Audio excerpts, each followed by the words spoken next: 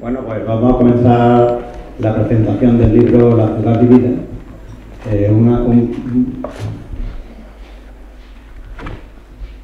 Un viaje por el centro histórico de Palma del Río desde la Edad Media al siglo XVIII. El libro es de los autores son Rosa María García Naranjo y Juan Antonio de Aranda. Es el número 10 que yo edito y el número 9 como colector de París. Hace ya 3 años que no tenía ocasión de presentar nada. No vamos a echarle la culpa a la crisis porque no ha sido ese el motivo, es que no hay ninguno de los proyectos que han llevado a cabo y había bastante. De hecho, todavía hay 3 funcionando que espero que en breve se puedan presentar. El prólogo lo ha hecho aquí el amigo Álvaro Castro y flamante doctor, a la institución de doctorado hace poco con calificación de cum laude, y él nos va a hacer el prólogo y después los autores nos explicarán cómo se han dividido ellos el trabajo. Gracias. Bueno, muchas gracias, Pepe, agradecerte tus palabras y bueno, y agradecerte tu esfuerzo y tu dedicación por tu editorial y especialmente por este libro. Tengo que decir, antes de nada, que a mí me abruma un poco haber prologado esta obra y también intervenir en este acto, tanto por lo que aporta su contenido como por sus autores. ¿Se escucha bien, no, al final? ¿Por qué por sus autores? Pues bueno, aparte que son 2 personas que quiero mucho desde hace muchísimo tiempo, es porque todos los que hemos hecho nuestros pinitos dentro de la historia local, sobre todo, como en mi caso, la edad moderna, pues tenemos una gran deuda con ellos. Ellos han aportado trabajos de investigación de mucho interés, no sé si desde mediados de los años 90, puede ser, más o menos, o más. Que son fundamentales, son de referencia para cualquiera que quiera introducirse a la historia de Palma. Por una parte, Rosa María García Naranjo, licenciada en Historia, periodista, miembro de la Asociación Saso-Férreo para la Defensa del Patrimonio Histórico y también del comité organizador del Seminario de Investigación María de Cazalla, que llevamos organizando desde 2008.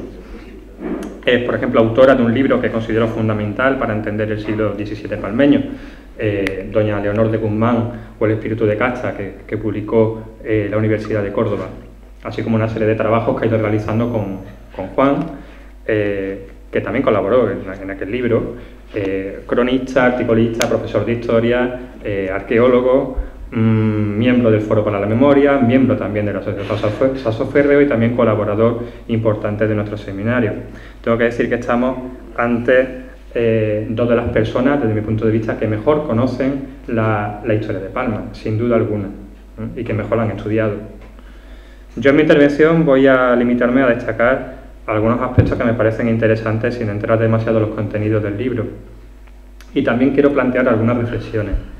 En primer lugar, quiero decir que estamos ante un trabajo de historiador.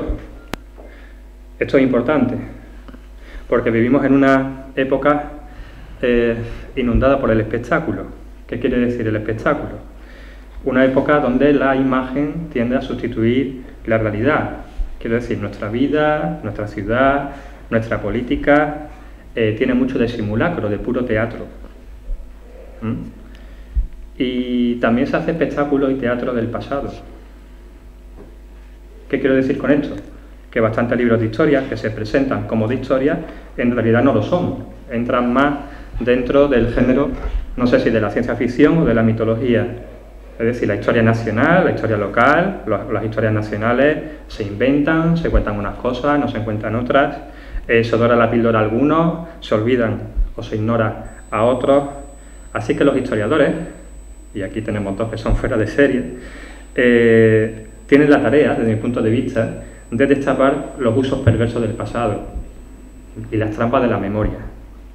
Y un uso perverso es ese, vender como historia lo que es ficción motivada por prejuicios o intereses políticos, económicos o de otro tipo, simplemente narcisistas. todo trabajo de historiador cuenta con diferentes fases. La primera es encontrar, arduo trabajo, encontrar, analizar y organizar las fuentes en archivo. Este libro que presentamos, La ciudad vivida, su base son fuentes de archivo. Por un lado las actas capitulares del Ayuntamiento de Palma, por otro el catastro de Ensenada. Pero otra cosa interesante del libro es que también hace fuentes del espacio urbano y del territorio.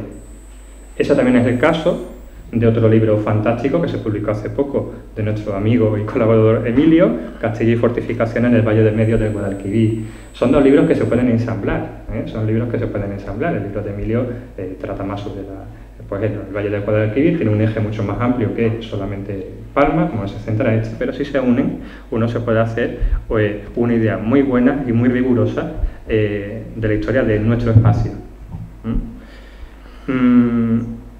El libro de La ciudad vivida entiende dicho espacio como expresión de la historia palmeña, de la cultura, de su economía, de las relaciones sociales, incluidas las relaciones de poder. Y a estas fuentes se une bibliografía especializada, tanto local como general. Las siguientes fases pues, son la organización de la información, la redacción y la posterior publicación, donde el trabajo editorial pues, es fundamental. También tengo que decir, de cara a la redacción, que es un libro muy ameno y que da gusto de leer.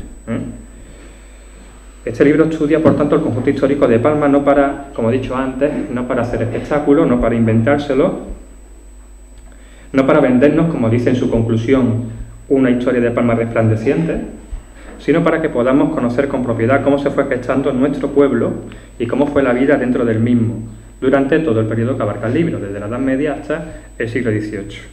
Yo creo que estamos ante una historia social y material de Palma, que combina, digo social y material, porque combina diferentes dimensiones. Una historia del casco urbano, del casco del centro histórico, pero también una dimensión cultural, una historia de la cultura palmeña y una historia sociopolítica. Respecto al título me gustaría también decir algo: ciudad vivida. Ciudad vivida frente a ciudad planificada. La ciudad vivida es la ciudad concebida como un sitio, un espacio en el que se establecen vínculos afectivos, encuentros, relaciones donde se tienen y acumulan experiencias compartidas, frente a la ciudad planificada, ciudad aséptica, donde la gente no se encuentra, la gente circula como circula la mercancía, donde la moseificación, la incluso construcción de identidades, pues hacen que muchas veces los vecinos de un pueblo, los vecinos de una ciudad, estoy hablando a nivel general, no de Palma, los vecinos de un pueblo, los vecinos de una ciudad, pues muchas veces nos sentimos forasteros o extraños en nuestro propio pueblo. Adentrarnos es a lo que hace este libro, adentrarnos en el casco de Palma con conocimiento, en un pasado, como es el caso palmeño, riquísimo, donde a nivel micro, a nivel de escala pequeña, se reflejan todos los grandes acontecimientos de su tiempo. O sea, ellos conocen muy bien estudios que han hecho, que también el libro hace alusión, sobre crisis de subsistencia, revueltas, la peste, etcétera, ¿no? Eso también aparece en el libro. Por lo tanto, adentrarnos en el casco de Palma con conocimiento es a lo que nos ayuda este libro, y eso es hacerlo en una historia de la que los monumentos, calles, fuentes o plazas de Palma no fueron un simple testigo, de la vida de los palmeños, sino expresión de esa vida. Marginalidad de los moriscos, autoridad de los señores. Yo creo, y les animo, creo que también hace falta ya una historia de nuestros señoritos, del poder, de la presencia de la Iglesia, por ejemplo, que hizo de los enclaves más importantes de la villa pues un recinto sacro, un recinto sagrado. Por ejemplo, la Plaza Mayor, nuestro ayuntamiento, ¿no? Pues en su día, lugar donde, explicamos bien el libro, lugar donde la nobleza y la Iglesia afirmaban su poder y ofrecían pan y circo a la gente. Y yo no sé hoy en día quizá un no lugar, ¿no? Quizá un sitio de paso, no lo sé. En definitiva, casco o centro histórico entendido como expresión de las relaciones sociales y de la estratificación social y simbólica. Voy a ir grabando que me enrollo mucho. Vivimos en una época, quiero plantear, Diego, alguna reflexión más, Vivimos en una época donde los políticos, los mismos políticos que se vuelven locos buscando una muela de Cervantes en un barrio de Madrid, acaban con las humanidades de la enseñanza, recortan becas o no aprovisionan las bibliotecas. ¿Por qué? Porque la historia se pone a trabajar para el mercado, para esa ambición de hacer de la ciudad una marca en un sitio en el que sus habitantes puedan reconocerse y puedan llevar una vida digna. Yo creo que reducir la cultura al reclamo turístico es coherente. Es coherente si uno mira, por ejemplo, las reformas laborales. Es decir, ¿para qué necesita libros? ¿Para qué necesita humanidades? Un pueblo de camareros, ¿no? Es el dominio de lo útil, como digo en el prólogo. Es el dominio de lo útil lo que nos envía a los humanistas a la muerte social. Porque la historia, desde mi punto de vista, la historia es como la amistad, la belleza o el amor. Es de esas cosas que tienen valor por sí mismas. Un palacio, un convento, no tienen por qué servir para nada. Como no sirve para nada un cuadro del Bosco, o no sirve para nada un beso que se le da a un hijo. Son cosas que tienen valor en sí. Valen por sí mismo, por tanto. Entonces, del mismo modo que uno no quiere un hijo, o una madre, o un amigo para utilizarlo, lo histórico no puede estar al servicio de la economía, de las ideas políticas, o para alimentar otro tipo de historia. La historia, creo yo, que es algo que en principio no debe de servir para nada, en el sentido de que no debe de ser servil. Eso decía Aristóteles de la filosofía. Porque creo que tiene que ser rebelde, en una época o en un tiempo donde domina la falsedad, el oscurantismo, el sálvese quien pueda, el conocimiento responsable del pasado, es un problema para unas élites que han heredado sus privilegios y que prefieren quizá un pueblo sumiso, desmemoriado, falto de conocimiento de la propia historia que lo constituye, preso incluso de fantasía acerca del pasado, asustado, en definitiva también. En fin, acabo. Es un historiador llamado Peter Burke el que dijo que los vencedores olvidan muy fácilmente el pasado, sobre todo porque se lo pueden permitir. Ahora bien, los demás estamos obligados no a recordar solamente lo que nos cuenten o nos hayan contado. Cuidado con la memoria. Cuidado con la memoria. Estamos obligados también a conocerlo con rigor, como nos ayuda este libro. Así que este libro sobre el devenir de nuestro espacio urbano creo que ayuda mucho a eso y llega justo a tiempo debido a procesos de maquillaje y transformación a los que nuestro casco histórico se encuentra sometido. Simplemente quiero decir una cosa: el día que el espacio urbano del que habla este libro se transforme del todo, nos olvidamos de la historia de Palma. Solo quedará el presente. Un investigador, me viene a la cabeza, llamado Agustín Penón, que no recuerdo mal, era español pero se nacionalizó en Estados Unidos, en los años 50 se fue a Granada a investigar qué había pasado con Lorca. Claro, en los años 50, la posguerra granaína, pues de Lorca no hablaba nadie, ¿no? Pero al final reunió como 800 páginas de testimonio de lo que contaba la gente. La conclusión es que sacó, es que lo que allí se encontró, a mí me inspira esa idea de que cuando solamente tengamos el presente, lo que tendremos, lo que nos quedará, pues será miedo, olvido y fantasía, que es como como Penón llamó ese libro: miedo, olvido y fantasía. Eso es lo que nos va a quedar el día que descuidemos la historia. Muchas gracias. Le paso la palabra a Juan.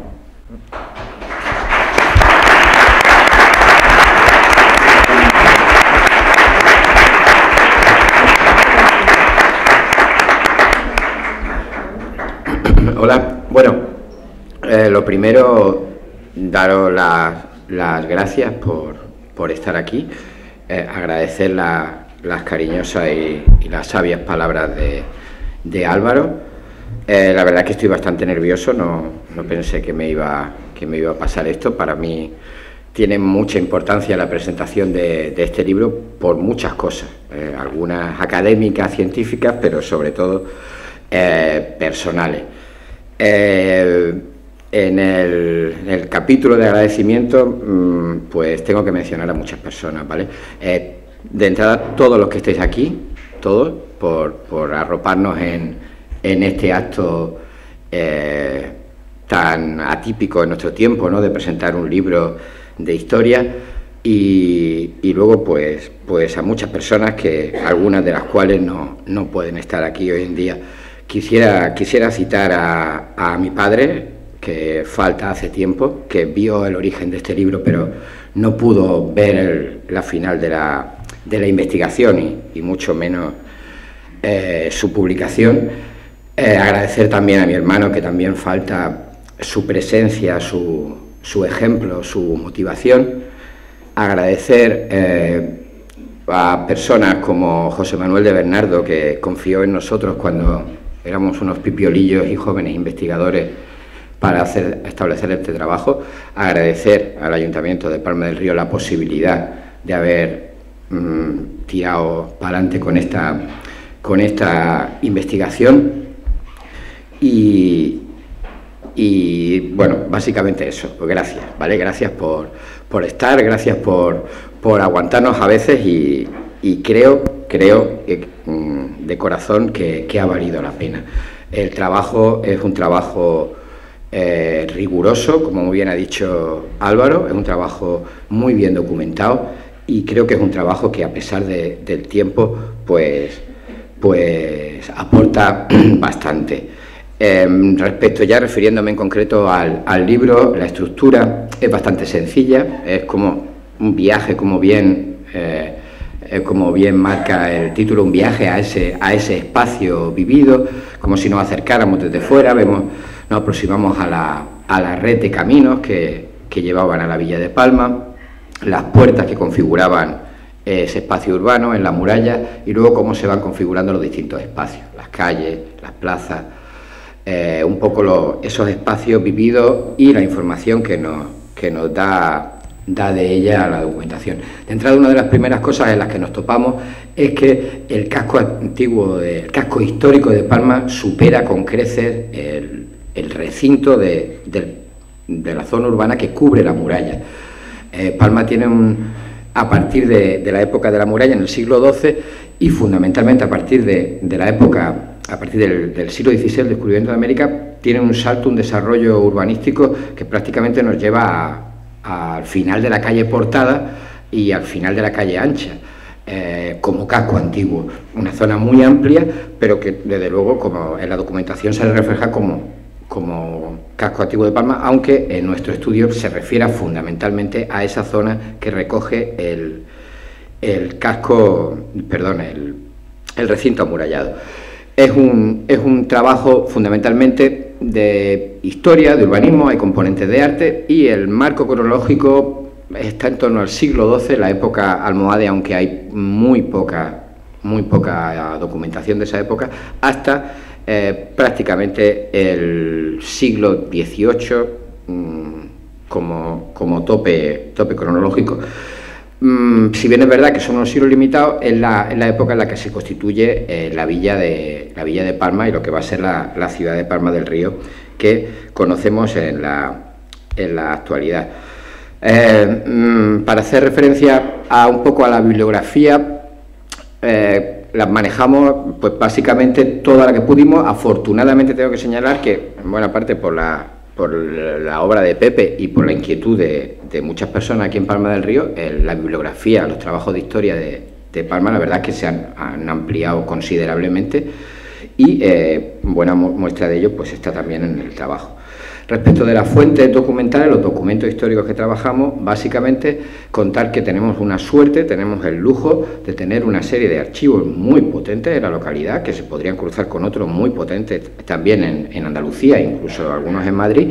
Este trabajo está hecho prácticamente alguna referencia, alguna incursión en el archivo de Granada, de la Real Chancillería de Granada, pero básicamente son fuentes locales. Hemos contado con las actas de las reuniones del Ayuntamiento, las actas capitulares. Hemos contado con el catastro del Marqués de la Ensenada, una fuente que se hace para cobrar impuestos y que con las falsedades y diríamos las alteraciones que por intereses se desarrollaban, sigue siendo una radiografía de nuestro pueblo en la época en la que se desarrolla el siglo XVIII, increíble. Y ahí tenemos apellidos, tenemos las personas que eran vecinos, las actividades que desarrollaban en las casas, y ahí ya, y hay una cosa que quiero señalar, salen los vecinos, salen los palmeños, que son los auténticos protagonistas de este trabajo, y que podemos verlos ahí ya donde vivían, donde estaban, y ver una conexión que muchas veces en nuestra experiencia cotidiana se pierde, ¿no? El pasado nos parece algo totalmente olvidado, totalmente lejano, y no hace tanto tiempo, no hace tantas generaciones que esas personas con otras modas, con otras actitudes y sin teléfonos móviles, pero paseaban por estos mismos espacios, vivían en estos mismos sitios. También mencionar la documentación del convento de Santa Clara, una documentación bastante interesante, bastante intensa, y señalar también, a guión seguido de esta cuestión de la documentación, el valor de la documentación, el valor de los archivos, no solo los palmeños, que son muy importantes, no solo los palmeños, sino los de nuestra comunidad autónoma, un valor que desgraciadamente hoy en día se ha señalado, buscamos huesos y buscamos cosas con una incidencia relativamente, con cuanto menos, diríamos, curiosa, cuando tenemos miles, cientos de miles de documentos sin mirar, tenemos yacimientos sin excavar, y es uno de nuestros principales valores, como bien consta también en el Estatuto de Autonomía. Romper una lanza a favor de la investigación a esas cosas que muchas veces se pueden considerar inútiles, pero que en realidad no sabemos lo que nos aportan, y yo creo que trabajos como este nos quieren decir la cantidad de cosas sobre nosotros y sobre el pasado que podemos aprender en ella.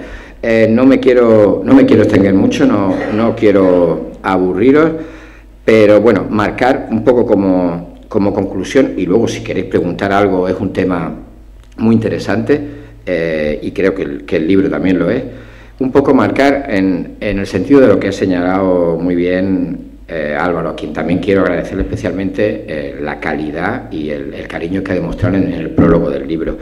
Hablar un poco de esta necesidad de la historia, de esta necesidad de la cultura. Vivimos en un tiempo, y yo por cuestiones profesionales lo sé directamente, soy profesor de instituto, en el que la historia, pero no solo la historia, el escuchar a nuestros mayores, el escuchar a los padres, el saber qué nos pueden decir los abuelos, el tener la mínima percepción del espacio que nos rodea, es algo que absolutamente se está perdiendo, y con ello conlleva un peligro terrible. La humanidad siempre ha transmitido la información de generación en generación. Eso se ha roto, y puede que de una manera irremisible. Hoy las nuevas generaciones escuchan internet, escuchan la televisión, pero no escuchan lo que hay que transmitir desde el pasado. Para mí es algo gravísimo, esa desaparición de la historia. Como bien ha señalado Álvaro, hay muchas personas que le interesa. Pero igual que la civilización en la ciudad, de lo que va este libro, en la ciudad como sitio donde los humanos vivimos, donde los humanos nos organizamos, la civilización también es memoria, la civilización también es cultura, también es respeto. Y desgraciadamente estamos en un proceso en el que todo eso se está convirtiendo aceleradamente en una mercancía. Bueno, sin más, reiterar las gracias y nada, espero que disfrutéis de la obra, porque realmente vale la pena. Muchas gracias, y le doy la palabra a Rosa María García.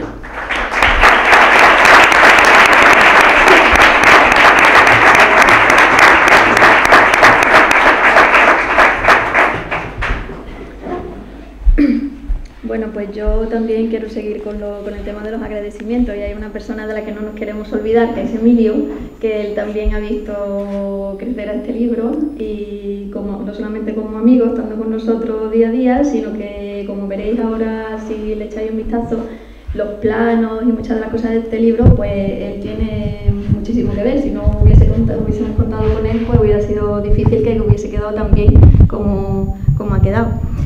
Yo lo que quiero hacer, bueno, y no me quiero olvidar de los de la imprenta, Rafa y Antonio, por toda vuestra ayuda. Muchísimas gracias. Y yo quiero hacer una reflexión sobre el recinto amurallado, ¿no? Y quiero extenderla un poquillo hasta la actualidad, porque es una cosa que está muy de actualidad, nuestro recinto amurallado, con todas las transformaciones que están teniendo lugar en él. Nosotros en el libro lo que hacemos es un recorrido por la época islámica, con los planteamientos políticos, militares, religiosos, que serían el origen de la Alcazaba y del recinto almohade. Luego también por la plasmación de la victoria política y militar frente al Islam, que dio nacimiento a la iglesia cristiana en el mismo lugar exactamente donde antes se encontraba la mezquita, y como el recinto fue el primer foco poblacional y urbano de lo que hoy conocemos como la Palma del Río actual. Luego también hacemos un recorrido por el siglo XVI, ¿no? Cuando el recinto ya ha perdido su función de control militar y político, ¿no? La residencia del noble ya ha pasado del castillo al palacio renacentista, que se monta sobre la muralla, y el siglo también de la Plaza Mayor, presidida por el balcón de los condes de Palma, como manifestación del orgullo nobiliario y de casta de los señores de la villa. Es también el signo de la lucha, de la pugna entre el señor, las instituciones civiles y las instituciones eclesiásticas. Una lucha por conseguir influencia social sobre la población. Y esto se va a plasmar también en una serie de construcciones que tienen lugar, construcciones religiosas, señoriales y civiles. Y estas últimas tendrían como escenario fundamental la Plaza Mayor, que van a ser como centro civil de la villa por excelencia y también como escenario para la fiesta. Una fiesta con la que el pueblo se regocija y se entretiene y que tiene también una cara alienante que estaba ligada a la instrumentación que hace el poder de la monarquía absoluta de la fiesta.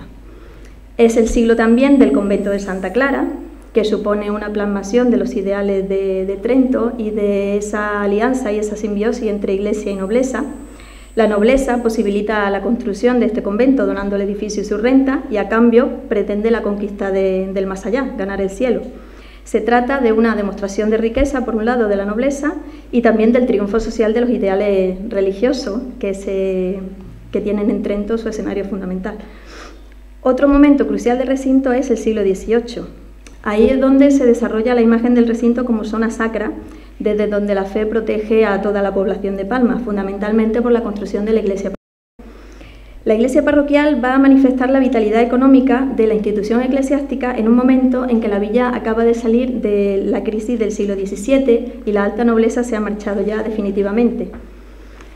Su estructura se superpone al palacio, al cabildo, al convento y en suma a todas las edificaciones de los alrededores. Es un edificio de unas dimensiones que se escapan a la pauta de todo lo anteriormente construido en la villa. Todas estas renovaciones edilicias que he venido citando, así como la evolución del recinto amurallado y del centro histórico de Palma, son la manifestación de órdenes sociales, bien existentes o bien perseguidos, pero también de una ciudad muy viva donde las estrategias de ocupación y de presencia que desplegan algunas clases sociales, frente a ellas se despliega también una vida cotidiana con sus propias estrategias y prácticas de supervivencia. Luego tenemos los siglos XIX y el siglo XX, que serán los de decadencia del recinto urbano amurallado. Un recinto que ya está despoblado, del que la nobleza se ha marchado, sus espacios monumentales están abandonados y en ruina, y será entonces cuando lo ocupen las clases más desfavorecidas.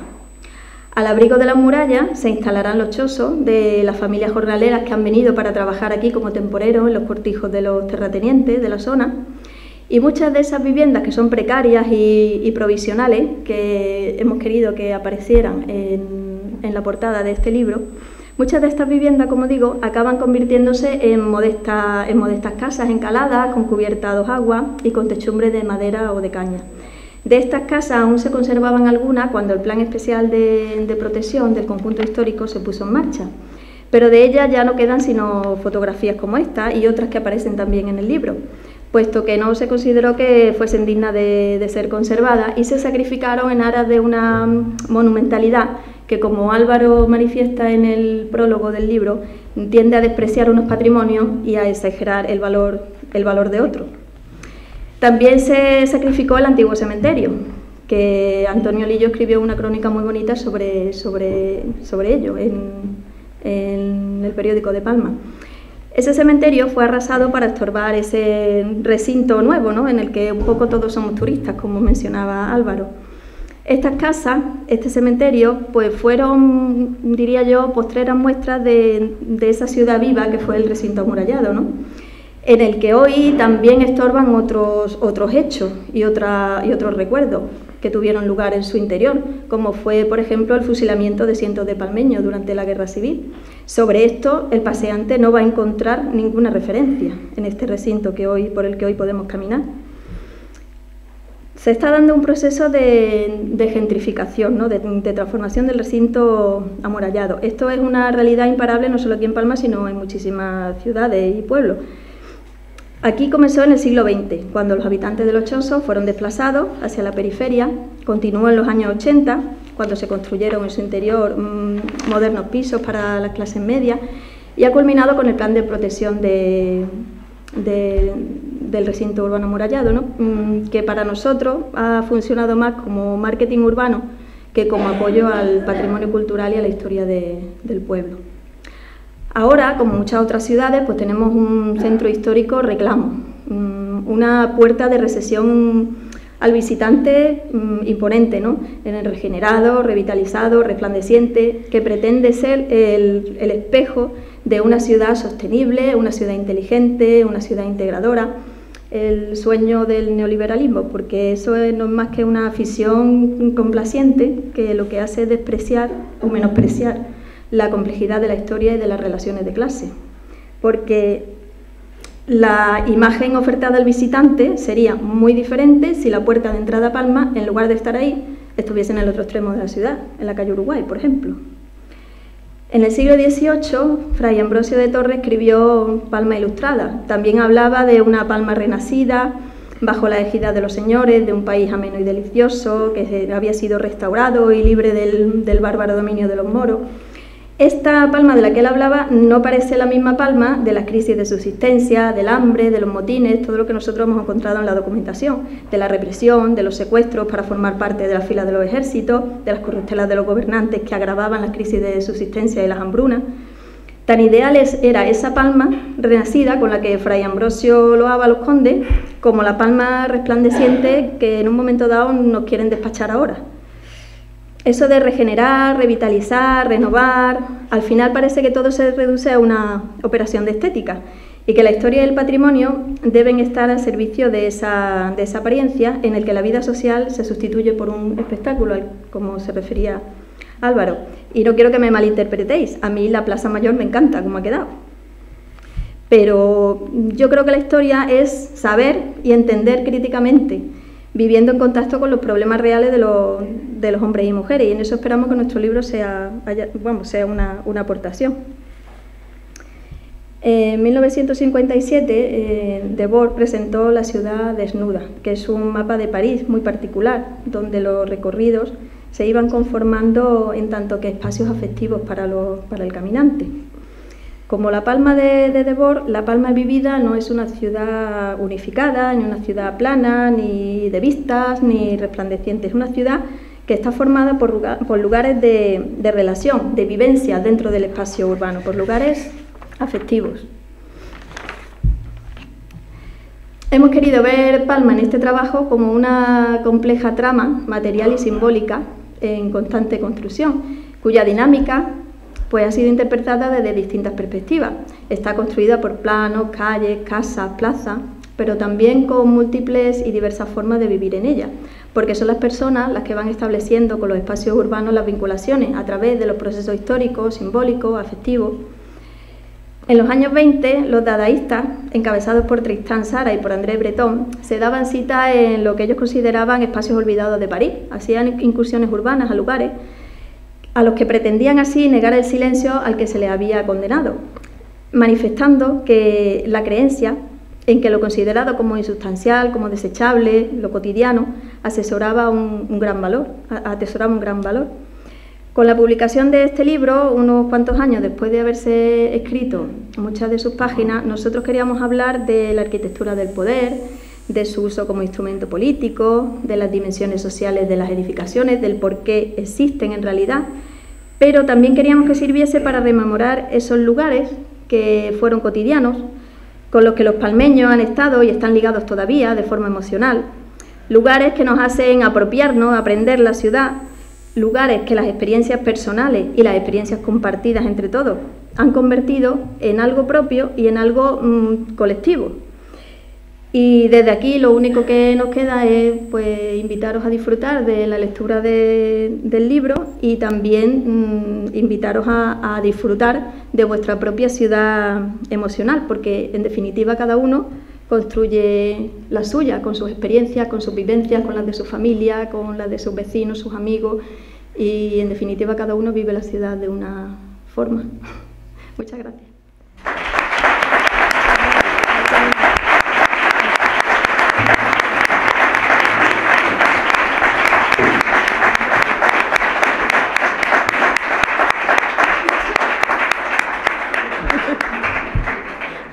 Bueno, pues ya con esto damos por finalizado lo que es la presentación del libro. Yo también tenía que agradecerle a unas cuantas de gente, porque una vez que está escrito el libro y una vez que hay que ponerlo en tal como está, también tiene mucho trabajo. Entonces quería agradecer, por ejemplo, a Antonio León Lillo, sus consejos sobre estética y sus conocimientos de maquetación y eso. Quería agradecerle también a Ana Moreno y a Maripaz por dos cosas, por la ayuda que me presta y, materialmente, y por las correcciones que nos ha hecho, que aunque ya habíamos dado 2 o 3 al principio entre los autores y yo, pues siempre es bueno que haya alguien desde fuera que lo mire, porque una vez que ya está visto 2 o 3 veces es muy difícil ver otra vez lo que no has visto antes, ¿no? Y quería agradecer también pues a Juan Jesús Sánchez, que ha sido el que ha hecho las fotografías, a los de la imprenta que me han soportado y algunas veces los cabrillos por algunas cosas, y también quería dar las gracias a que nos ha prestado las sillas, porque no creíamos que había bastante con las que había aquí entonces pues ellos se han prestado gustosamente a dejárnoslas. Y también no olvidar a las hermanas del Hospital de San Sebastián, que nos han dado todas las facilidades para que este acto pues pueda hacerse hoy, porque aquí el jueves o el jueves por ahí terminaba un curso y había que ponerlo todo otra vez en orden, desalojar el material del curso y esas cosas. Yo digo, un libro una vez que está escrito hace falta muchísimas cosas para ponerlo a la luz y procurar que tenga pues el mejor aspecto posible y el menor tipo de errores tipográficos que se puedan tener. Algunos siempre quedan, ¿no? Pero evidentemente cuando se le dan 4 o 5 correcciones, pues si queda algo ya es porque algo tiene que quedar, ¿no? Y también yo siempre he tenido costumbre, con Leopard Cepari siempre he tenido costumbre de dar un pequeño refresco después de la presentación. Esta vez, pues, por la situación ahí, si la crisis influye, ¿no? He preferido no bajar en calidad lo que es el libro. Como ustedes verán, siempre los libros de Leopard Cepari tienen una serie de características de papel, de cuidado en lo que es la publicación del libro, que eso también vale dinero, no es lo mismo obligar al que trabaja en ello, ¿no? Si estamos dándole 4 correcciones o 5, que si no se le hace nada más que un par de ellas, ¿no? Y eso pues he preferido que ese dinero que estaba escasito esta vez, pues estuviera más en el libro, porque creo que va a quedar más en el tiempo que lo que sería una cerveza que tampoco también se olvida pronto y cualquier día lo tenemos, ¿no? Muchas gracias a todos y esperemos que no tarde otros 3 años en presentar otro.